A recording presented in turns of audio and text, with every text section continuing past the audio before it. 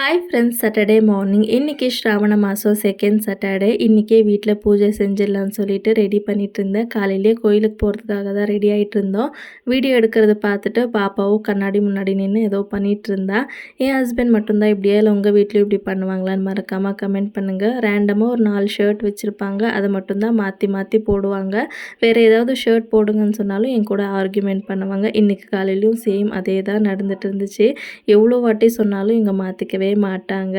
So நானுமே சூப்பராக ready ஆகிட்டேன். இப்போ எல்லாம் மல்லிகைப்பூ கடையில் வாங்குறதில்ல, இதை நானே கட்டினது எப்படி இருக்குன்னு மறக்காமல் கமெண்ட் பண்ணுங்கள். எல்லாருமே ரெடி ஆகிட்டு கோயிலில் கூட்டமாக இருக்குமோன்னு சொல்லிட்டு தான் போனோம். போகிறதுக்குள்ளே 10:30 மணியாக இருந்துச்சு டைம். கோயில் காலியாக தான் இருந்துச்சு.